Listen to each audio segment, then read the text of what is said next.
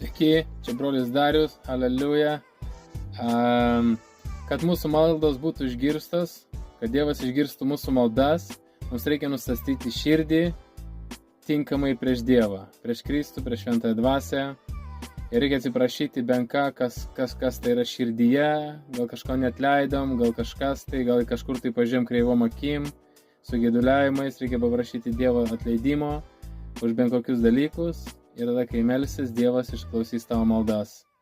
Nes parašyta psalmėse 66, 18, 19.